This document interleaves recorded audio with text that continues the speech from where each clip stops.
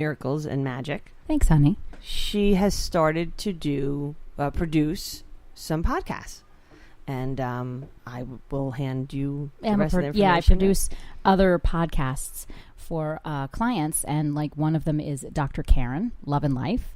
I produce her show for her. I think it's great. All the content and the stuff that she talks about. It's been a lot of fun.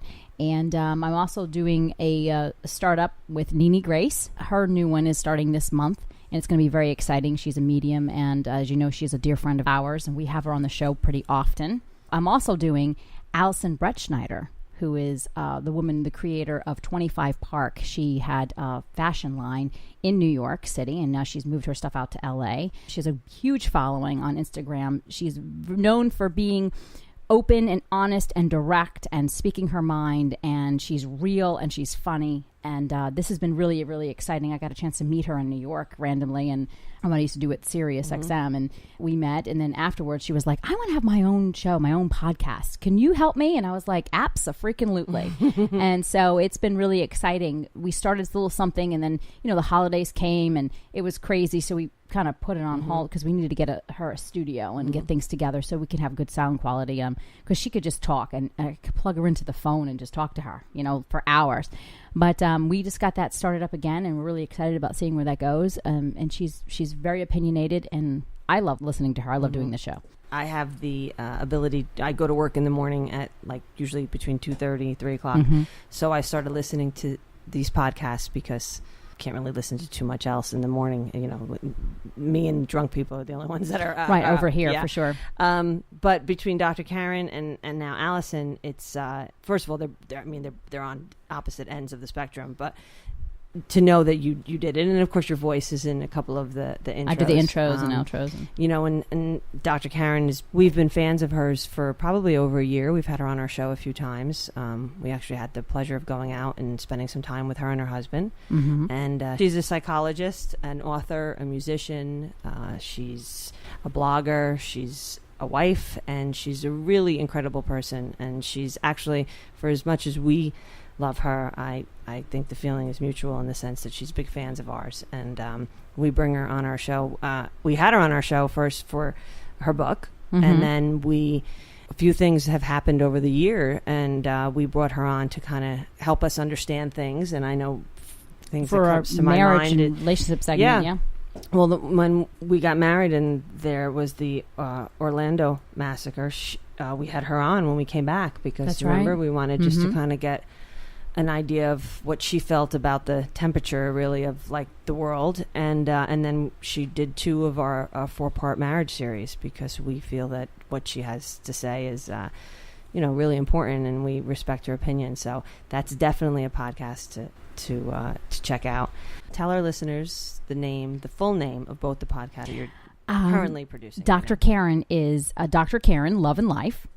And Allison's is Young, Wild, and Free with Allison B. And they're both on iTunes, Spreaker, Stitcher, SoundCloud. You can find them on their Twitter, Facebook. You'll have the links are all out there and other websites. I mean, Dr. Karen has Karen.me. Is it www.drkaren.me. Right. And it's DRKARIN.me. And Allison is at 25 Park on her Instagram right now. So it'll probably change. But it's going to change, yeah. We'll put everything everywhere else, but she's everywhere. You could find her on iTunes too. So excellent. So proud of you. Thank you. Hey, sugars. That's so much fun. That is Nene Grace's voice. That's right. Every time she sees us, she goes, "Hey, sugars." Except with when we saw her the day we got married, because she got lost, remember? So she wasn't saying, "Hey, sugars." She was not. She was like, that. "Oh my God." She was definitely saying, "I cannot believe this. I'm so late. It's my fault." Well, we did get married in Spring Lake, and there was lots of lakes in Spring Lake. Yeah. Well, we got married on Jersey, whatever, I forget now, but it was Jersey Street. But there was also a Jersey Drive. There was Jersey Place. So who knew? Who knew that it could throw everybody off? Jersey Place, Street Road. Yeah, it was like one of those situations. So one of the things that has come up, which fortunately I have this outlet to talk about, is I've only been married a short time. Actually, it is 9 months today. Happy anniversary. Happy anniversary, honey. But, I hear that I will always learn things about my wife. And recently, over the last couple of days, I have learned that she is completely and absolutely obsessed with Wentworth. I was wondering where you were going with this. I was See, it's not in our rundown. We have not discussed this prior. You guys are hearing this for the first time, and so am I. Yeah. Now, Yeah. I am obsessed with Wentworth. I love Wentworth. And if anyone hasn't had an opportunity to check it out, it is a show from Australia, and it's about women in prison. It's their version of Orange is the New Black, right? I was going to say that. Their version of Orange is the New Black, except I think they kind of came out at the same time. I'm not quite sure which one came out first. But Wentworth, to me, is very realistic, and the acting is superb because they're crying and they're. It's just, and in the storyline, it keeps you going. Like each show, I'm at the edge of my seat, or I'm yelling, or I'm crying. And it's hysterical. I'm addicted. And so now season 5 comes out April 4th, and I just finished on Netflix watching season 4. You finished it? Yes. Okay. But we're not going to be able to watch it here in America. And no, unless I find a way. I don't know how that happens. So we have to wait until Netflix releases the next season to be able to see it. It'll be 2 months, but it'll be too late by that time. You need it now. I need it now. I need my fix now, people. Okay? Wentworth is it's phenomenal if you get a chance to see it. And okay, so wait, hold up. Because that didn't really give it enough. Who's the girl? Frankie Doyle. And they still she still has involvement as of season 4 with the show because she got out of prison, she got out of jail, and isn't that what happened on Orange is the New Black? Didn't she get out? That girl I don't know. I stopped watching it. Oh, that was the one girl, Piper, not Piper. Oh, okay. It was the blonde. No, the Piper is the blonde. Oh, the brunette got out. Okay, her girlfriend, or the reason why she's in jail, right? Right. Okay, you can tell I don't watch it, but It's Frank, the actress that plays Frankie Doyle, and I would love to get her on the show.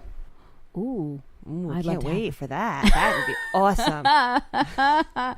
She's phenomenal. She's great. Oh yeah, no, it's one of those things. See, my wife has this innate ability. Again, you have a lot of innate abilities. I should probably start marking them down. I know when she gets really excited about something. Because she's not a talker. She really isn't. And she doesn't share a lot. So trying to get stuff out of her is it's gotten much better. But it's sometimes like you find a rock and then try to squeeze it for water. Because that's like getting information out of Michele. So there's a lot of things that happen that I'm like, I just think to myself, do I really need to know any of this? Or should I just let it go? So last year... mute that. Last year, she was working with this woman, not mentioning any names, and she was traveling with her and doing things in New York, producing. And I said to her one day, "What does so and so look like?" And she was like, and I just out of curiosity, I was just like, "What is this? What does she look like?" And she went, she's like short and old. She's short and old. And she walked upstairs. And I was sitting at the dining room table. Short and she was older than me. She was older. Hold up there. She's old. Hold up there. So my red flag, the red flag went off in my head, and I thought, that's a Michele answer. And there's a whole shitload of stuff behind that answer.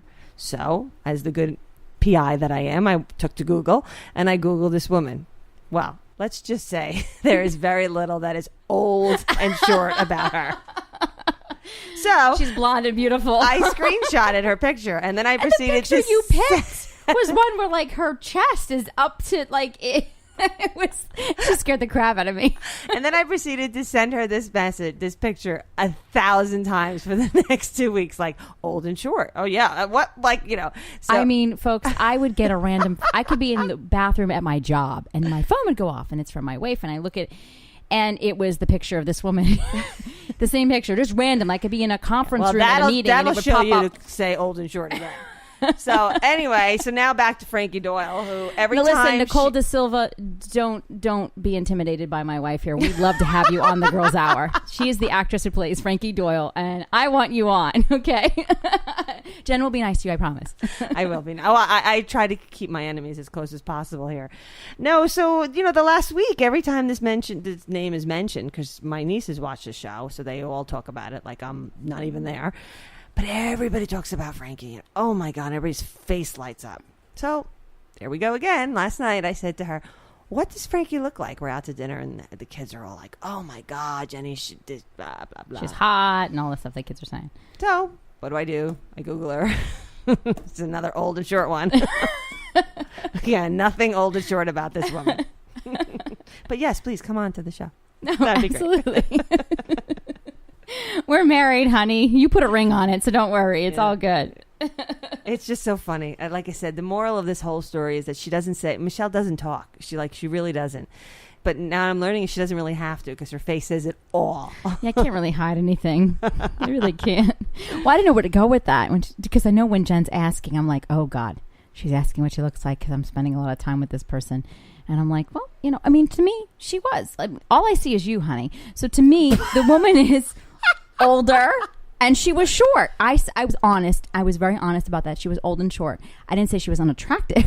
I just said she was old and short. You're right. She was older than you and she's shorter than you. And she's shorter than But me. out of any adjectives you could have given me, you gave me the most basic ones. Someday I'll post that picture and get everybody's opinion on that. Hi, this is Dr. Karen, and you're listening to The Girls Hour with Jen and Michele. So one of the things that we wanted to talk about in our new season, right? Because our last season we actually ended right. Maybe we had elected our new president, but we didn't. We didn't talk about it. We didn't really get into talk about it because it was holidays. November 8th, and it was your birthday, and then we were done for till now. We touched on a few things, but we really didn't. He wasn't our president yet. He was President-elect Trump at the time, and so a lot has transpired since then. And we had the Women's March that invoked a lot of passion, a lot of marches around the world, which blew my mind because we all had been talking about it prior because we knew it was coming up. The Women's March in D.C. and to see that happen and to the level and the magnitude of that. A lot has happened. It's extremely powerful. And it's two sides of the fence, too, that people are on about just the march in itself, of how our country is somewhat, here in the United States, is somewhat divided over women going out and speaking their mind and having that organized march. There was no violence. I mean, there were some people on the side, but they weren't part of the march. They weren't part of that. A lot has happened and transpired, and we're not even in the 100 days yet. No, when we decided we were going to bring up the politics topic, we were thinking of all the things we could name, the wiretapping, Russia, just the list is endless, Planned Parenthood, the wall, but Obamacare. Yeah. But exactly. So every time we go to do the show, something else has happened. And, one of the things that I think we wanted to share, and we've shared it before, we are not fans of this new president. No judgment to the people that are. I'm not trying to turn away any listeners. It's just that this is something that we wanted to share. We've shared it before. I think our listeners knew where we stand with it. Our concerns with him. Yeah, exactly. And his cabinet and his choice of people that he surrounds himself with and what he's ran on. I mean, that's why you support a political candidate, depending on what it is because of what they stand for. Right. And for us, Trump was not our president. No. So, and, I had posted something about Obama a few months ago when I had some people, complaining about people on my Facebook, who were totally against the Women's March, which was so ironic to me because they were women and a lot of them were gay. But one of the things that Michele and I have talked about is for us, I mean, for me personally, Obama, I did not suffer the 8 years. I actually gained. I have a mother and a niece, both on Social Security. I sold my house. I received yearly tax breaks on it. I was able to marry the woman of my dreams. I live in a country where I was able to move 6,000 miles away and take with me the same rights that I had on the other coast. I go to the doctors when I want to. I am insured. I am able to speak my mind.